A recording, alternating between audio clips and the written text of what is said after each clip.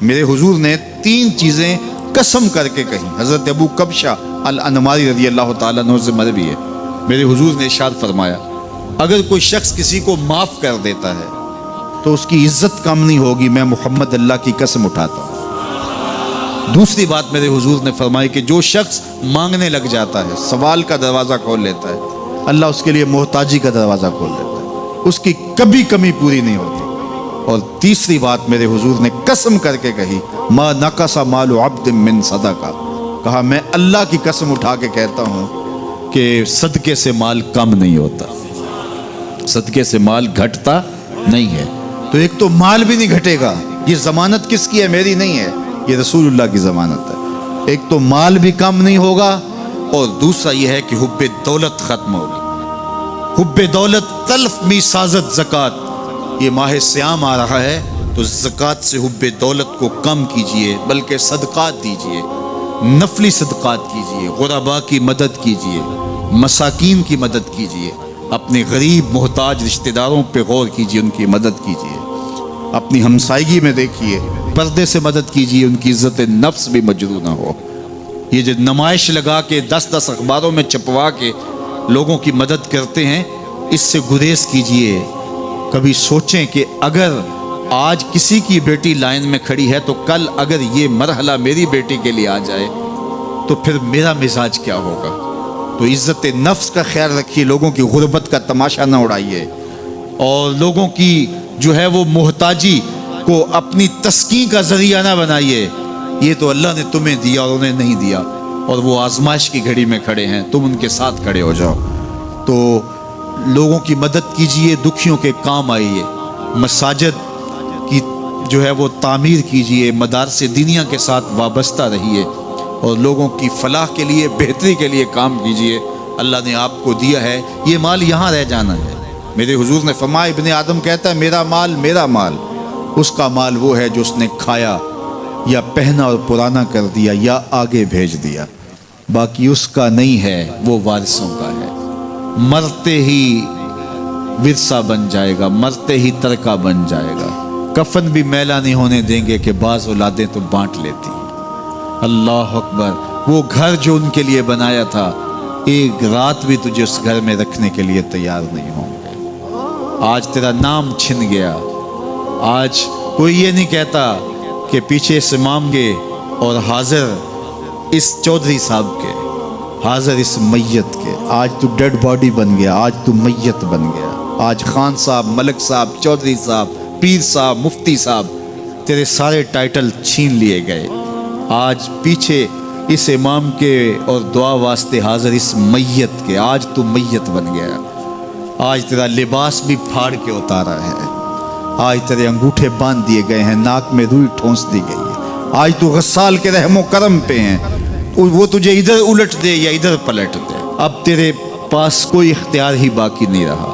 میاں صاحب بولے جاندی واری ڈرونا بنے ہو تے ہاتھ نہ لاندے ڈرتے. آج اولاد بھی دور ہے، پوتے اور پوتیاں بھی ڈرتی ہیں. جاندی واری ڈرونا بنے ہو تے ہاتھ نہ لاندے ڈر دے. جنہ لئی تو پاپ کمائے اج کتھے نہیں تیرے کر دے. آج سارے چلے گئے، تو آج اپنے ہاتھ سے اپنی زندگی کو سنوارنے کے عمل کی طرف بڑھیں اور راہ خدا میں خرچ کریں، دکھیوں، مجبوروں اور لاچاروں کے کام آئیں. اللہ آپ کی مدد کرے گا اور حب دنیا کم ہوگی. اللہ تعالیٰ جل شانہ نے سورہ عادیات میں پہلی 5 آیات میں قسمیں کی، پھر 3 آیات میں جو ہے وہ حضرت انسان کی وہ کمیاں، کوتاہیاں جن کی بنیاد پر باقی گناہ سرزد ہوتے ہیں ان کو بیان کیا، اور اس کے بعد پھر علاج بھی قرآن نے بتایا، اور کس قدر اس کو چوٹ لگائی. افلا یعلم اذا بعثر ما فی القبور وحصل ما فی الصدور ان ربهم بهم یومئذ لخبیر. افلا یعلم اذا بعثر ما فی القبور. اے اکڑ کے چلنے والے، اے ناشکر انسان، اے دولت کے پجاری، وہ وقت یاد کر جب تو قبر سے اٹھایا جائے گا. اس وقت کفن بھی چھین لیا جائے گا. اب سب کو چھین لیا گیا، دولت، بینک بیلنس، تیری جائیدادیں، پلازے، گاڑیاں، گھر، کوٹھیاں، بنگلے، سب کچھ یہیں رہ گیا. صرف ایک چادر کفن کی لے کے جا رہا ہے. لیکن جب قبر سے اٹھایا جائے گا یہ کفن کی چادر بھی رہ جائے گی، برہنہ اٹھایا جائے گا۔ اللہ اکبر، نہ پاؤں میں جوتے، نہ سر پہ پگڑی، نہ بدن پہ کپڑا، برہنہ اٹھایا جائے گا۔ سیدہ عائشہ رضی اللہ تعالیٰ عنہ نے سنا تو کانپنے لگی، عرض کی حضور قبر سے برہنہ اٹھائے جائیں گے تو ایک دوسرے سے حیا نہیں آئے گی؟ فرمایا عائشہ معاملہ اس سے بھی آگے ہے، کسی کو ہوش ہوگی تو حیا آئے گی، ہوش اڑے ہوئے ہوں گے، خوف قیامت طاری ہوگا، قبروں سے یوں لوگ اٹھائے جائیں گے۔ افلا یعلم اذا بوسر ما فی القبور، اب بوسرا کا جو مفہوم ہے، جو ترجمہ اور معنی ہے وہ تو رہے، بوسرا کا جو صوتی آہنگ ہے، جب بولتے ہوئے ایک جھٹکا لگتا ہے تو قبروں سے اٹھتے ہوئے لوگوں کی کیفیت معلوم کرنے کے لیے بوسرا کا صوتی آہنگ ہی کافی ہے۔ افلا یعلم اذا بوسر ما فی القبور وحصل ما فی الصدور، حصلہ کے اوپر جو تشدید ہے، یہ معنی کو کتنی خوبصورتی کے ساتھ ایک مجسم پیکر میں سامنے لا رہی ہے۔ اللہ فرماتا پھر وہ وقت آئے گا جو سینے میں ہوگا وہ تشت ازبام ہو جائے گا۔ آج آپ مجھے نیک سمجھتے ہیں، میں آپ کو اچھا سمجھتا ہوں، لیکن میرے سینے کے اندر کیا چل رہا ہے یہ آپ کو نہیں پتا۔ یہ میں تقریر چہک چہک کے کر رہا ہوں، اس کے پیچھے کیا ہے؟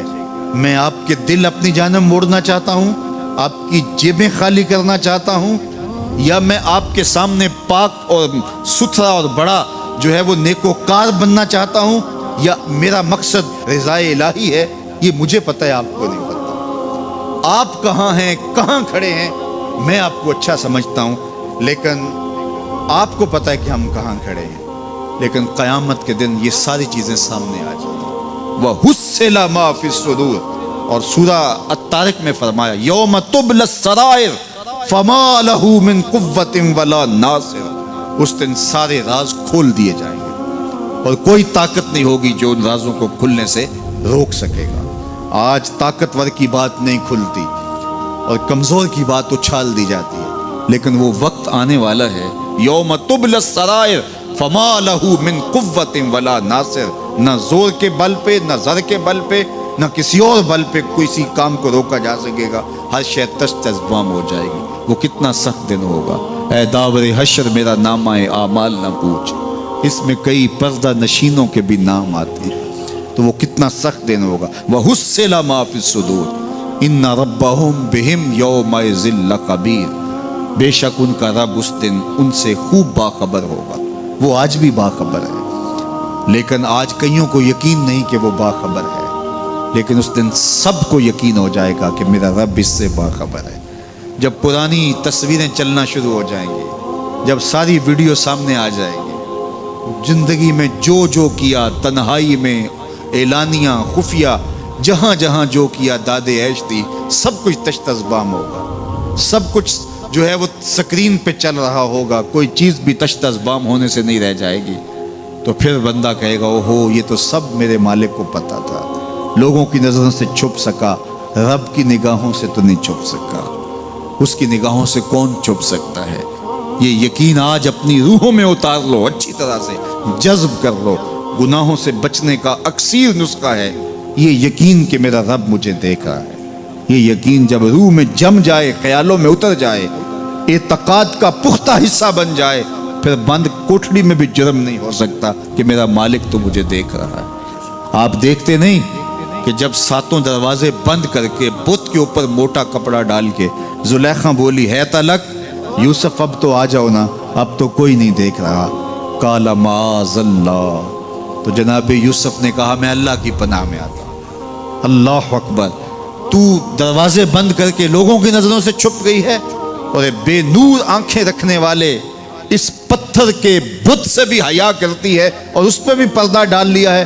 جب تو اس جھوٹے خدا سے حیا کرتی ہے، میں سچے خدا سے حیا کیوں نہ کروں جو ساتویں کوٹھڑی میں بھی دیکھتا ہے۔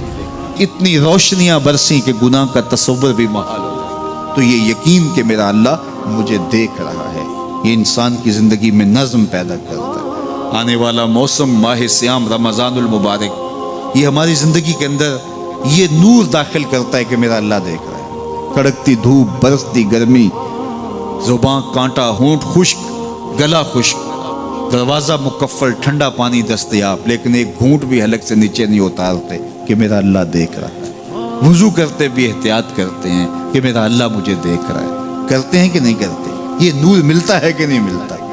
इसको फिर जज़ब कर लेना चाहिए ताकि ये ज़िंदगी में छा जाए, क्योंकि जो रमज़ान में देखता है वो गैर रमज़ान में भी देखता है। और फिर पानी नहीं पीते कि अल्लाह देख रहा है, खाना नहीं खाते अल्लाह देख रहा है, लेकिन जब आंख भटकती है तो उस वक्त अल्लाह नहीं देखता, जब ख्याल बहकता है तो उस वक्त अल्लाह नहीं देखता। रिश्वत मेज़ के ऊपर से ले रहे हो या नीचे से ले रहे हो तब नहीं अल्लाह देख रहा होता, अल्लाह सिर्फ खाने और पीने को देख रहा होता है। ये जो एक नूर आया है उसको जज्ब कर लें, पूरी ज़िंदगी में फैला लें।